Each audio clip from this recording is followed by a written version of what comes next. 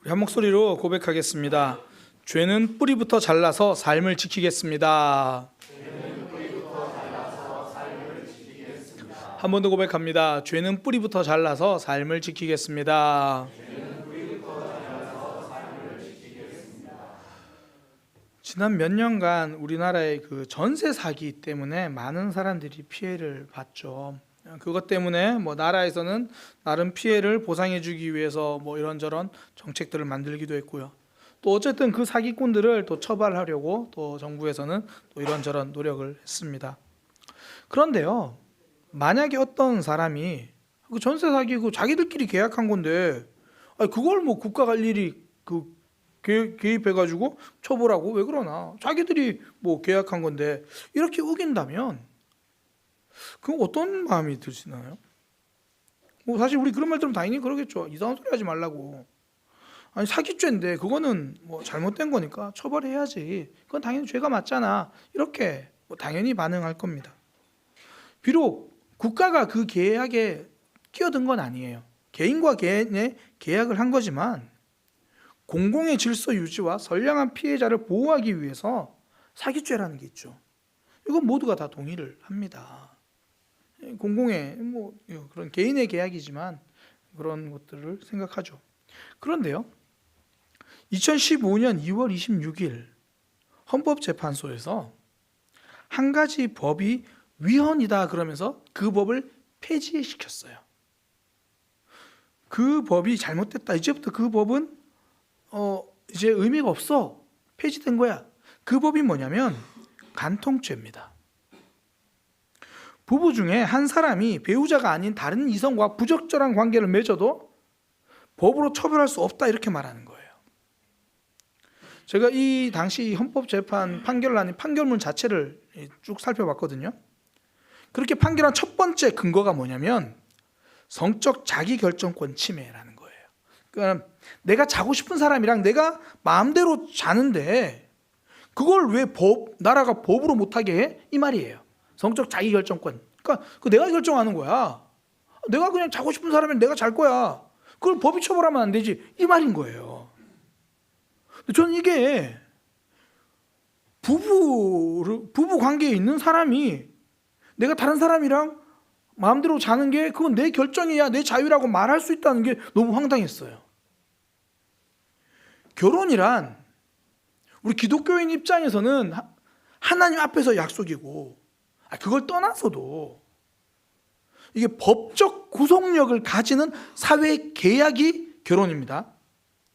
아시잖아요. 결혼하면 이제 법적 책임을 대부분 같이 져요.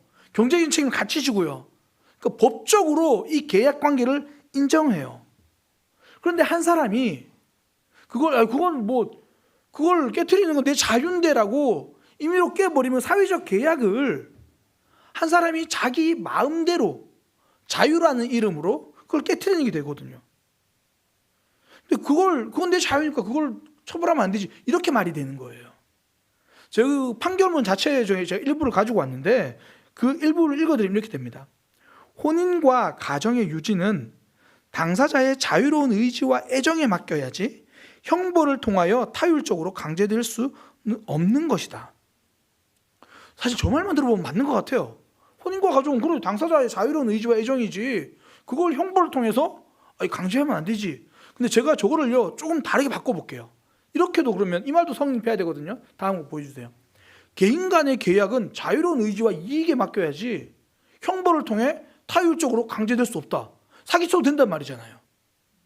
개인이 그렇게 했으니까 같은 표현이에요. 왜냐하면 사회적으로 혼인은 법적인 계약이거든요. 그러니까 저게 자유로우면 밑에도 자유로워야 돼요. 근데 세상은 괜찮다라는 거예요.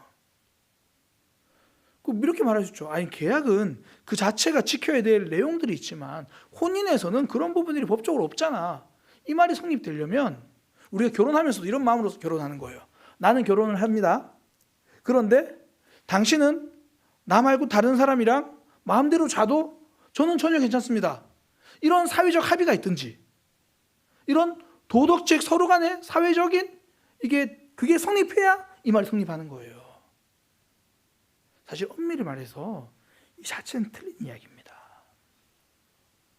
그런데 내 자유라는 이유로 가정을 부수는 간음이 아무런 문제가 없다라고 말하기 시작하는 거예요. 그래서 요즘은 이걸 2천만 원짜리 죄 이렇게 표현하더라고요. 2천만 원짜리 죄. 법적인 처벌하지 않아요. 그런데 이래서 딱 이 문제 때문에 이혼하면 위자료 딱 2천만 원이래요. 그래서 그냥 이제는 2천만 원짜리 죄 이렇게 표현을 하는 거예요. 그러니까 세상은 이제 이건 나의 자유다라고 우기기 시작합니다. 그런데 예수님은 단순히 그건 자유의 문제가 아니라 그 이상의 삶까지 이야기하시는 거예요. 그게 오늘 보면 마태복음 5장 27절 28절입니다. 또 간음하지 말라 하였다는 것은 너희가 들었으나 나는 너희에게 이르노니 음욕을 품고 여자를 보는 자마다 마음에 이미 간음하였다. 그러니까 행동한 것 아니라 행동하기 전에 이미 마음부터 이야기하십니다. 더 강하게 말씀하시는 거죠. 그러면서 그 부분에 대해서 너희가 얼마나 철저해야 되냐. 그래서 마태복음 5장 그 뒤에 29절 30절에 만일 내 오른 눈이 너를 실족하게 하거든 빼어버리라. 네가 눈으로 보고 지금 음란에 빠지기 싫다 하면 그 눈 빼라. 그리고 너의 오른손이 지금 너를 그렇게 음란한 문제에 넘어지게 한다면 그 오른손을 찍어내서라도 차라리 오른손 하나 없이 그리고 오른손 그러니까 양손 다 가지고 지옥에 가는 것보다 차라리 손이 하나가 없더라도 네 영혼이 살아나는 게 더 필요하지 않냐 그 얘기하십니다. 눈과 손을 이야기하세요. 눈과 손은요 유혹의 첫 관문이고 죄의 시작입니다. 눈이 유혹의 첫 관문이잖아요. 우리가 아는 견물생심 눈으로 보니까 욕심이 생긴대요. 제가 아는 한 목사님이 그런 이야기를 하시더라고요. 본인은 원래 이 자동차에 큰 욕심이 없었대요. 그런데 친구 목회자가 차를 새로 바꾸고 나니까 자신도 모르게 어느 순간 자동차를 검색하고 있더라는 거예요. 이게 모르는 사람이 차를 타고 다니고 얼마나 이게 좋은 차야 비싼 차나 그때는 관심도 없었는데 내가 잘 아는 사람이 타고 다니는 걸 계속 보니까 나도 모르게 거기에 대한 욕심이 생기더라는 거죠. 근데 보니까 눈은 유혹의 첫 관문입니다. 성경에서도 다윗이 밧세바를 범하는 그 사건에서 성경이 다윗의 행동으로 이야기하는 것 중에서는 보는 거거든요. 사무엘하 11장 2절 저녁 때 다윗이 그의 침상에서 일어나 왕궁 옥상에 거닐다가 그곳에서 보니 목욕하는 여인을 내가 보니까 사단은 먼저 보게 하고요. 그리고 손을 뻗게 합니다. 그러니까 눈으로 보고 나면 손이 뻗게 된다는 거예요. 손으로 실행하는 거죠. 다윗도 딱 보고 나서 이제 실행하는 거예요. 사람 보내가지고 어떤 여자인지 알아봐라. 그 여자 데려와라. 손을 쓰는 거죠. 그러니 예수님께서 지금 눈을 빼라, 손을 잘라라. 이건 진짜 도끼를 들라는 얘기가 아니라 그 처음 시작부터 끊어내라는 겁니다. 유혹하는 건 그 시작부터 차단해라. 죄는 뿌리부터 잘라야 삶이 지켜집니다. 저는 이 농사를 지어본 적이 사실 없어가지고 이 지금부터 하는 이야기가 틀린 이야기일 수는 있는데 그 제초 작업 있잖아요. 잡초 뽑고 이런 거 그런 건 뿌리까지 이렇게 잘 뽑아야 되는 것 같아요. 저는 농사는 안 지어봤지만 제가 옥상에서 화분을 키워봤어요. 지금은 겨울에서 다 내렸는데 옥상에서 이제 몇 개 화분을 올려놓고 키우는데 정말 신기하죠. 제가 화분에 심어놓은 건 아무리 잘 키워도 죽어요. 그런데 잡초는 언제 와가지고 그 뿌리 내려가지고 막 번성하더라고요. 한 일주일만 지나도요 잡초가 꼭 생겨요. 그럼 제 아내는 그거를 꼭 뿌리까지 뽑아요. 독한 여자예요. 그러니까 뿌리까지 다 뽑아요. 저는 그냥 대충 이렇게 손으로 이렇게 문지르고 마는데 진짜 뿌리까지 다 뽑아요. 저는 그런 독한 여자랑 살고 있습니다. 진짜 그 뿌리까지 제거하지 않으면 어떻게 되는지 제가 오늘 일부 예배 마치고 설교 준비할 때 몰랐는데 일부 예배 마치고 알았어요. 지금 저 앞에 있는 저 화분이 떡가을 고무나무가 옥상에 있다가 내려온 거거든요. 분명히 잡초를 다 빼고 왔어요. 근데 저기만 지금 잡초가 자라있어요. 왜? 그때 뿌리를 제거하지 않았으니까. 죄는 뿌리부터 뽑아야 이후에 고생하지 않습니다. 그 정말 아시고 싶은 옥상에 올라가 보시면 지금 알아요. 빈 화분들이 있었는데 거기에 잡초가 뿌리 내려가지고 안 뽑혀요. 제가 뽑아봤는데 안 뽑혀요. 처음엔 작았어요. 그때 뽑았으면 됐는데 시간이 지나니까 깊이 뿌리 내리는 거죠. 우리 삶도 그래요. 나는 일부러 죄를 지어야지 이렇게 다짐하는 삶은 없습니다. 난 유혹에 넘어가야지 이렇게 다짐하는 삶은 없어요. 분명히 내 삶에 거룩을 심고 싶고 내가 정결하게 내 삶이 성장하기 자라나기를 원하는데 어느새 죄가 슬그머니 내 마음의 화분에 들어와서 뿌리를 걸치기 시작하는 거예요. 그리고 뿌리를 내리면서 우리를 넘어지게 하는 거죠. 우리가 신앙생활을 하다가 그 유혹이 마음에 들어올 때 이거 어떡하지 하다가 대부분 다 넘어가요. 처음에 결단하지 못하면 갈등의 상태에서 나를 내버려 두면요 10중 8구 다 패배합니다. 예배 자리가 그렇잖아요. 하나님 앞에 예배하는 자리가 문제없을 때 괜찮아요. 근데 그걸 갈등하고 고민하기 시작하면 더 잘 예배하는 사람이 되는 게 아니라 점점 예배와 멀어지는 사람이 되죠.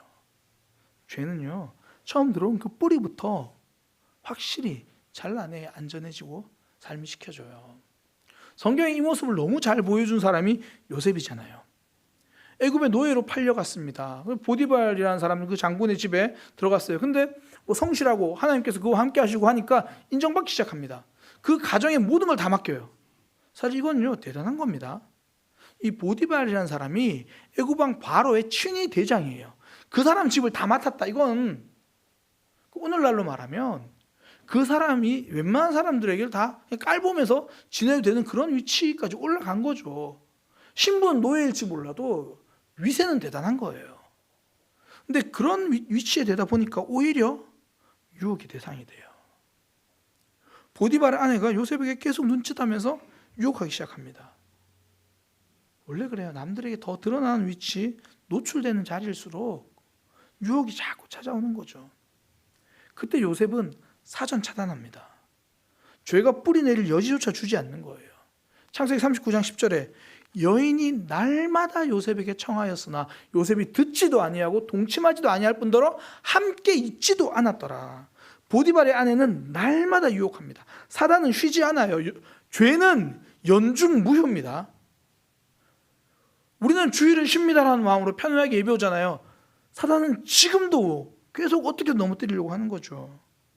그때 요셉은 넘어가지 않아요. 동침하지 않는 게 아니라 함께 있지도 않았대요. 근본부터 차단합니다. 근데 성경이 그 다음 결론이 참 이상하게 나긴 해요. 이러면 요셉이 그렇게 멋졌으니까 정말 근본부터 죄를 차단했으니까 그의 삶이 형통하더라 이러면 좋겠는데 이 보디발의 아내가 요셉에게 누명을 씌우죠. 저놈이 나한테 몹쓸지 달라 그랬어요. 몹쓸지 됐어요. 그 억울한 누명이 써서 감옥에 가요. 아니 죄는 거절했는데 더 고난을 받아요. 고난을 피하지 못해요. 그러나 죄는 피했습니다. 삶에서 찾아오는 고난은 우리가 결단한다고 해서 피해갈 수는 없어요. 악한 마음으로 나를 괴롭히기 시작하면요 그거 피할 수 없습니다. 그러나 죄는 죄 때문에 넘어지는 것은 피할 수 있다는 거예요. 살다 보면 우리 삶에 아픔이 여러 모양으로 찾아와요. 첫 번째는 아무런 이유 없이 찾아오는 고난이 있거든요. 이건 피할 수 없어요. 내가 운동 열심히 했는데 내가 질병이 찾아오거나 나는 정말 좋은 마음으로 회사생활 열심히 하고 있는데 나를 괴롭히는 상사가 있는 것 이거는 내 탓이 아니에요. 이유 없이 찾아오는 고난이에요. 또 어떨 때는 우리가 말씀대로 살려고 하면 어려움이 찾아와요. 설교 들으니까 자꾸 목사님 정직하라 그러니까 그전에는 은근슬쩍 서류 속이면서 이렇게 막 혜택 받고 서류 속이면서 막 이것저것 이익을 받는데 그거 다 끊으려고 하니까 경제적 어려움이 찾아오죠. 말씀대로 살려고 하니까. 말씀 들으니까 자꾸 사랑하라 그래요. 저 사람 나 진짜 싫은데 자존심 꺾어야 되고 손 내밀었다가 더 상처받아야 되고 그런 것도 있죠. 그런 고난도 있어요. 또 하나는 뭐가 있냐면 내가 죄에 넘어져가지고 죄 때문에 찾아오는 고생도 있다는 거죠. 고난 자체는 우리가 피할 수는 없습니다. 그러나 죄는 피할 수 있다는 거예요. 죄에서는 끊어낼 수 있다는 거죠. 오히려 말씀대로 살려고 해서 찾아오는 고난은요 우리를 무너지게 하지 않습니다. 믿음이 더 단단해져요. 기독교는 순교 때문에 무너지지 않았습니다. 교묘한 죄가를 받아들일 때 변질되기 시작한 거죠. 고난 때문에 아픈 삶은, 내가 말씀대로 살려가다 찾아오는 고난 때문에 아픈 삶은 하나님이 위로하세요. 하나님이 갚아주세요. 그런데 죄 때문에 넘어지기 시작하면 하나님과 자꾸 멀어지기 시작합니다. 그러니 유혹은 차단이 답이에요. 원천 차단이 답입니다. 죄는 뿌리부터 잘라야 그 삶을 지키는 거죠. 그래서 많은 목사님들이 흔히 말하는 펜스 룰이라는 걸 지키려고 하죠. 이 펜스 룰이라는 게 미국 부통령을 지낸 마이크 펜스의 이름을 따가지고 펜스 룰이라고 불리게 됐는데요. 이 사람이 2002년도 인터뷰 때 이렇게 말해요. 저는 아내 외에 다른 여성과는 절대로 단둘이 식사하지 않을 겁니다. 그걸 펜스 룰이라고 부르는 거예요. 그러니까 유부남이 아내가 아는 여성과는 단둘이서 사적인 만남은 피하겠다, 이런 원칙을 세운 거예요. 그러니까 죄가 틈타서 뿌리내릴 기회를 주지 않겠다는 거죠. 그렇게 해야 자신이 지켜지고 자기 가정이 지켜지니까. 저는 이런 부분 중에 하나 지키려고 하는 게, 성도님들 중에서 저에게 개인적으로 기도 제목을 이렇게 말씀하시는 분들이 있어요. 그러면서 남들에게 알려지기 좀 힘든 그런 기도 제목 있잖아요. 목사님만 좀 아시고 기도해 주면 좋겠다, 이런 기도 제목이 있거든요. 그렇게 목사님 이거는 정말 목사님만 아시고 기도해 주세요라고 저한테 이야기하면 제가 꼭 이렇게 말해요. 네, 알겠습니다. 저와 제 아내만 알고 있겠습니다. 여기 두 가지 말이 포함되어 있어요. 정말 그 기도 제목을 남에게 말하지 않을 거겠다는 비밀 서약이고요. 또 하나는 제 아내에게는 이야기하겠다라는 거예요. 그래야 목회자의 가정이 지켜집니다. 비록 사역적인 이야기를 하더라도 아내와 저 사이에 비밀이 쌓이기 시작하면 사단이 거기 틈타기 시작하는 거예요. 사단은 작은 불신부터 타고 들어오기 시작하는 겁니다. 관계를 갈라놓기 시작하는 거예요. 그러니 저한테 정말 남들에게 말하지 못하지만 진짜 간절하게 아파서 기도 제목 이야기하실 때 있잖아요. 그때 생각하세요. 목사님께 이야기하면 제 아내도, 저에게 이야기하면 제 아내도 알게 된다고 생각하시고요. 제 아내에게 이건 목사님께 말하지 마세요, 그런 이야기는 그냥 이야기하지 마세요. 제 아내에게 이야기하는 건 저도 알게 되는 거예요. 이건 제가 정말 드리는 말씀입니다. 이건 목사님만 아세요, 사모님께 이야기하면 안 돼요. 그럼 저한테도 이야기하면 안 돼요. 저는 저희 가정을 지킬 겁니다. 작은 불신의 틈도 어쨌든 안 들어오게 하려고 노력하는 거예요. 물론 그거 노력하지만 딴 거 노력 못할 때가 더 많지만 불신의 싹이 트지 않도록 원천 차단하는 거죠. 죄는요, 그 화근부터 차단할 때 믿음도 지키고 신앙의 승리를 이어가는 겁니다. 영화에 보면 악당들이 패배하잖아요. 왜 지는 줄 알아요? 주인공을 살려줘서 그래요. 처음에 시작할 때 악당들이 주인공을 막 괴롭히고, 그럼 주인공이 다 죽고 가거든요. 그러면 딱 보고 자 가자. 그때 가면 안 돼요. 그때 가지 말고 딱 끝을 내야 되는데, 내 적이다 싶으면 끝을 내야 돼요. 죄는 성도의 적입니다. 이 정도는 괜찮을 거야. 괜찮지 않습니다. 결국 이 정도에 괜찮을 거야 해서 다 무너지는 거예요. 이거는 괜찮을 거야. 그러니 예수님은 죄의 작은 틈도 허락하지 말라고 하는 거죠. 너의 눈이 지금 죄와 내통하고 있다면, 죄를 보고 있으면 그거 괜찮지 않은 거야. 너의 손이 지금 죄와 손잡으려고 한다면 그거 괜찮지 않은 거야. 괜찮다라고 생각하는 그 마음부터 차단하라는 거예요. 우리가 신앙생활 할 때 한번, 신앙생활 하면서 지금까지 있었던 삶을 한번 돌아보세요. 하나님과 멀어지기 시작했던 시점이 언제였는지. 그래도 이 정도는 내 신앙에 큰 타격이 없을 거라고 생각했던 그 지점부터잖아요. 처음부터 우리가 절에 가서 그 불상 보고 절하고 이러지 않잖아요. 처음부터 내가 하나님을 떠나야지 그러고 예배 빠지고 이러지 않잖아요. 이 정도는 내 신앙에 타격이 없을 거라고 생각하고 괜찮다고 한 결정이 결국은 나로 하여금 하나님과 멀어지게 만들죠. 큰 것이 아니었습니다. 작은 것이었어요. 그 작은 것이 뿌리 내리기 시작하니까 어느 순간에 그게 내 삶의 화분을 흔들기 시작하는 겁니다. 이 책들 중에 이 부자가 되는 방법의 책들이 있잖아요. 서점에 보면 많습니다. 부자들이 원하시는 분들 한번 읽어보세요. 장담은 못하지만 그 책들을 보면 공통적으로 이야기하는 것 중에 하나가 뭐냐면 작은 것을 아끼라고 그래요. 실제로 부자들을 보면 부자들은 10원을 아끼고요 1000만 원을 쓸 줄 알아요. 근데 가난한 이들의 공통점이 뭐냐면, 저도 이거 설교 준비하면서 내 모습이구나 싶었는데, 가난한 사람들 공통점이 뭐냐면 싸다면 일단 사요. 이거 싼 거야 그러면 사요. 내게 필요한지를 안 묻고 싸면 사요. 그럼 사는 말, 이게 원래 얼마짜리인데 내가 얼마를 아꼈어. 아무리 봐도 아낀 게 아닌데 쓴 건데. 진짜 넉넉한 사람들은 필요한 걸 사요. 근데 가난한 사람은 싸면 사요. 그러니까 작은 것에서 못 지키니까 결국 무너지는 거예요. 믿음의 부자가 되는 건 마찬가지입니다.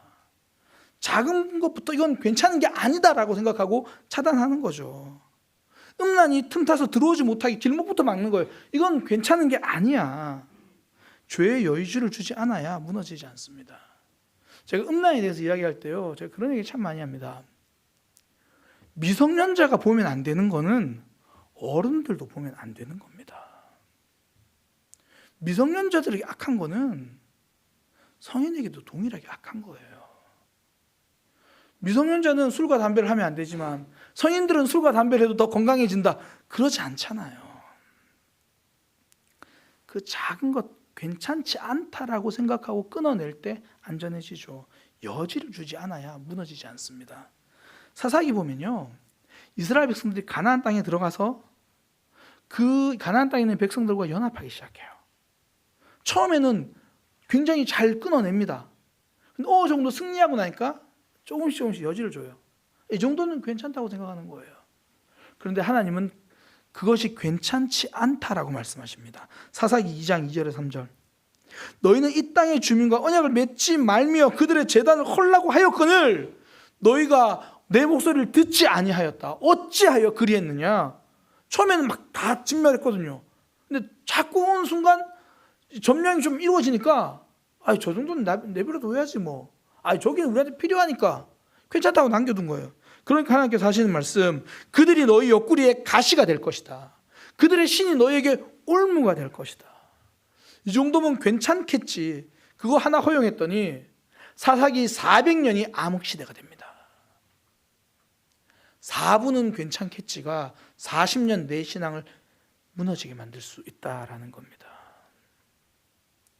정말 요즘은 음란이 삶에 너무 깊이 스며들어와 있잖아요. 예수님이 말씀하신 눈과 손이, 이게 요즘 2000년대를 예수님이 예언하시고 한 말 같아요. 요즘 딱 그래요. 스마트폰 눈으로 보고 손으로 터치하고. 그럼 음란이 마음속에 훅 자리 잡아요. 특히 유튜브 알고리즘이 그 역할을 도와줘. 역할을 가속화시킵니다. 한 번 잘못 클릭하면 그와 비슷한 게 계속 올라와요. 어떤 사람은 음란, 또는 클릭하면 계속 그런 것만 계속 올라와요. 어떤 사람은 미움, 이거 딱 클릭하면 다음부터 그것만 계속 올라와요. 예전에 한번 청년들이 그런 거 했다면서요. 모였을 때 자기 유튜브 알고리즘 뭐가 뜨는지 서로 공개를 했대요. 굉장히 용감하죠. 저 그런 얘기 듣기만 했어요. 보면 내가 평소에 어디에 뭘 보고 있는지가 다 남아요. 알고리즘이 자꾸 자기를 가속화시키는 거예요. 내 손이 오늘 선택한 것이 내일 내 스마트폰에 들어오고요, 그게 내 마음에 들어옵니다. 이전에 한번 이제 방송에 대해서 강의하러 오신 분이 스마트폰을 그렇게 이야기하셨잖아요. 이제 요즘 시대는 스마트폰이 또 다른 사람의 손 장기가 되었다. 5장 6부가 아니다. 5장 6부가 아니라 5장 7부, 그 중에 하나 스마트폰이다. 계속 붙들고 사니까. 그래서 자녀들 보면 스마트폰을 빼앗으면 애들이 사지가 잘려나간 고통으로 막 울부짖잖아요. 고기 끄덕이지 말고, 본인들이 다 그렇잖아요. 내가 스마트폰을 안 가져오면 내 손이 하나 없는 것처럼 허전해가지고 그러잖아요. 그러니 그 속에 들어있는 게 결국 내 속에 들어와 있다라는 겁니다. 거기서부터 차단해야 내 삶이 무너지지 않아요. 대추하날이라는 시로 굉장히 유명한 시인 장석주 시인이 시에 대해서 이렇게 말합니다. 시는 전쟁이다. 전쟁의 각오가 서지 않는다면 그 문턱조차 들어설 생각을 말라. 시는 전쟁이다. 전쟁의 각오가 서지 않는다면 그 문턱조차 들어설 생각하지 마라. 그 한편의 시를 짓는 일에 전쟁의 각오를 하고 다가서야 된단 말이죠. 제가 오늘 이 말씀을 묵상하면서 이 문장을 제가 메모해 놨어요. 시 하나 짓는데도 이런 각오가 필요한데 믿음의 가정을 지어가는 일에는 우리는 어떤 각오를 가지고 서야 하는가?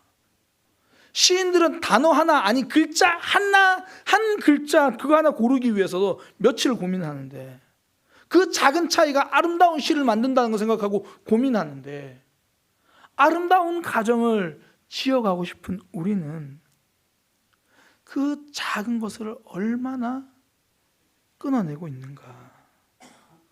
죄가 가정의 문턱을 넘어서지 못하도록 나를 지킬 때 우리 가정이 아름다운 가정이 됩니다. 요즘 참 안타까운 것 중에 하나가 이 결혼식이 너무 화려한 이벤트가 되어가는 거예요.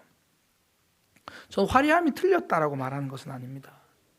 근데 그 화려함 때문에 평생을 함께 하겠다는 무거운 약속이 좀 스치듯이 가벼워져 버리는 거예요. 멋있는 축가도 좋습니다. 화려한 드레스 좋죠. 뭐 그때 아니면 그런 거 언제 입어보겠어요, 그죠? 뭐 분위기 있는 음악 좋고, 뭐 코믹한 코멘트 다 좋아요.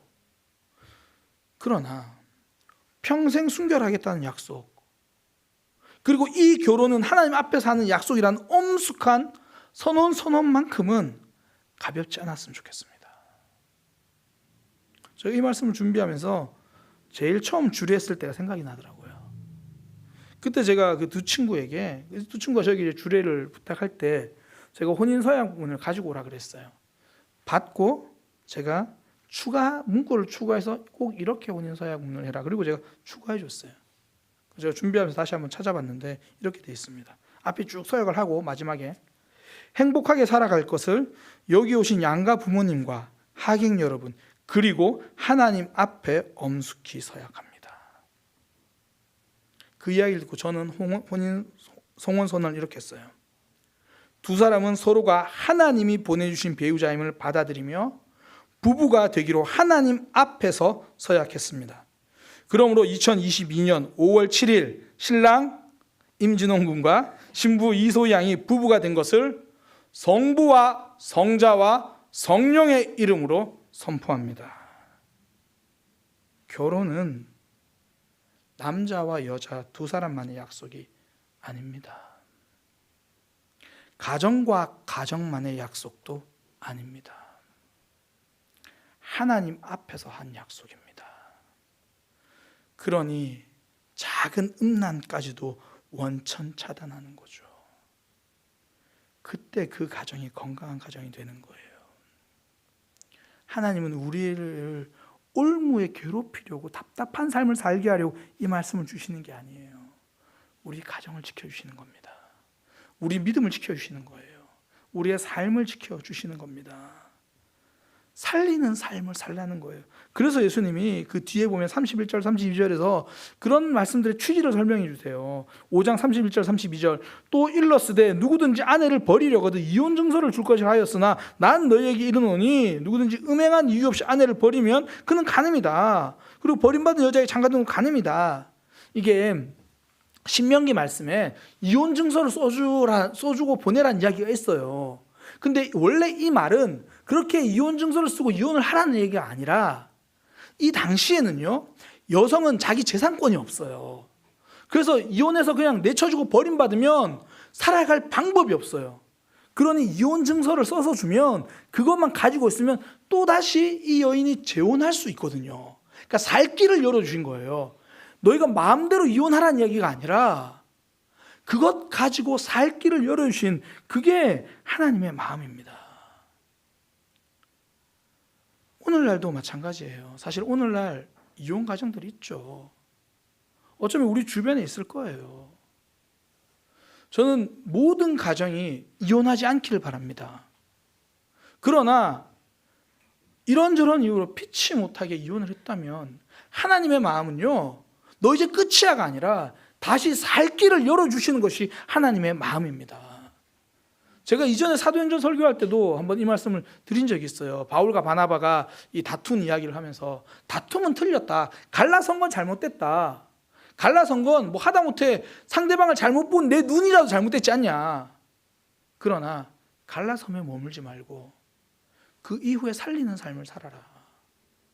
일단 내 인생도 좀 살아나고, 그리고 그 가운데 아픔을 겪은 자녀들도 좀 살리고. 이혼이 끝이 아니다. 하나님은 끝이라고 말씀하신 적이 없거든요. 또 살 길을 알려주셨습니다. 근데 사람들은 이 말씀, 이 당시에는, 예수님 당시에 사람들이 이 말씀을 편한대로 해석하는 거예요. 아, 그래, 내가 이혼하고 싶으면 이혼주소 써주면 되지 뭐. 사람의 죄가 얼마나 이게 완악한지 하나님의 말씀까지 이용해가지고 죄의 핑계를 만들어요. 하나님 이혼 좀 써주라고 했는데 그럼 나 써주고 이혼하고, 또 마음에 안 드는데 써주고 이혼하고, 또 마음에 안 드는데 써주고 이혼하고. 말씀도 악용하는 거예요. 이게요, 단순히 결혼관계뿐 아니라 우리 일상 신앙생활에도 그런 모습 참 많아요. 그게 가장 대표적인 게 마가복음 7장 11절에 나오는 고르반 신앙이거든요. 고르반. 너희는 이르되 사람이 아버지에게나 어머니에게 말하기를 내가 드려 유익하게 할 것이 고르반 곧 하나님께 드림이 되었다고 하기만 하면 그만이라. 이게 어떤 맥락이 있냐면, 하나님께서는 너희 부모를 공경하라, 부모를 복양하라, 이제 그런 말씀을 하셨으니까 자기가 가진 것으로 부모님을 도와야 되는데, 복양해야 되는데 아까운 거예요. 이렇게 못된 사람들이 있나? 아까운 거예요. 그러니까 그거를 안 하기 위해서 뭐라 그러냐면, 이 돈은 하나님께 드리기로 제가 마음에 작정한 거예요. 그 표현이 고르반이에요. 하나님께 드리기로 했으니까 제가 못 돕겠네요. 누군가 내 가족 중에 지금 필요한 사람이 있는데 내가 지금 가진 게 있으니까 눈치 보이잖아요. 안 도와주려니까. 이렇게 말하니까 이거 고르반이에요. 제가 하나님께 드리려고 따로 빼놓은 거예요. 그래도 또 드리지도 않아요. 그냥 그렇게 하고 핑계 대는 거예요. 그러니까 도움이 필요한 가족을 외면하는 겁니다. 하나님을 핑계로 가정을 소홀히 하고 있다면 그건 건강한 신앙이 아닙니다. 고르반 신앙은 말 그대로 골병든 신앙입니다. 사단은요, 예수님을 유혹할 때도 성경 말씀을 인용해요. 그러면서 자신의 유혹을 정당하게 만드는 거예요. 신앙생활 할 때 우리가 정말 조심하고 또 조심해야 되는 게 뭐냐면, 이건 하나님의 뜻이라고 말하는 거예요. 그 말에 무서운 책임감을 가지고 있어야 합니다. 근데 전부 하나님의 뜻인 마냥 하나님 이걸 원하시는 거야. 제가 청소년 사회 갈 때요, 임원들이 보면 이제 이런저런 계획을 막 가지고 와요. 그때마다 제가 강조하는 게 뭐였냐면, 임원들 니들이 놀고 싶은 것을 전체 학생들을 위해서라고 말하지 마라. 그냥 노는 건 말리지 않겠다. 근데 거기다가 다른 명분을 붙이지 마라. 하나님의 뜻을 핑계로 내 뜻을 이루려고 하지 마라. 하나님이 이혼 증서를 처음 말씀하실 때는 그 영혼들에게, 그 여인들에게 기회를 주시려고 하는 거지 다시 죄를 짓기 위함이 아니었거든요. 사람들은 내 뜻대로 하기 위해서 하나님의 말씀을 핑계 삼습니다. 성도는 말씀으로 죄지을 핑계를 만드는 것이 아니라 말씀으로 가정을 지키고 살리는 사람입니다. 요즘 시대는 정말 음란이 쉽게 들어오는 시대죠. 제가 서론의 간통죄 폐지에 대해서 말씀드렸는데요, 저는 제 개인적으로 또 침례교 역사 배우겠지만 침례교 목사로서 기독교가 어떤 법률을 제정하거나 반대하는데 찬반을 하는 부분에 있어서는 저는 부정적입니다. 그러나 간통죄 폐지가 정말 아쉽고 슬펐던 이유는 사람들이 이제 그런 삶은 괜찮다고 여겨지기 때문입니다. 가정의 순결이 무너지고 있고, 가정의 거룩이 무너져 있고, 서로가 서로에게 감당해야 될 엄숙한 약속이 자유라는 이름으로 무너지고 있는 게 슬픈 겁니다. 우리의 삶, 이 말씀을 들으면 참 목사님 저도 부끄러워요. 저도 뭐 드러나는 가능을 하진 않죠. 그러나 우리 속에 있는 음란들, 우리 속에 있는 더러운 것들, 하나님 앞에서 너무 부족하잖아요. 그래서 성도는 기도하는 겁니다. 내가 연약하다는 말과 내가 완악해도 괜찮다는 말은 다르잖아요. 이런 내 모습 가지고 나와서 하나님께 기도하고, 하나님, 죄는 뿌리부터 잘라서 내 삶을 지킬 수 있도록 용기를 주세요. 결단을 주세요. 나는 넘어져도 하나님이 좀 지켜주세요. 그렇게 내일 넘어져도 오늘 또 결단하며 살아가는 그런 저와 여러분, 우리의 모습 되기를 소망합니다.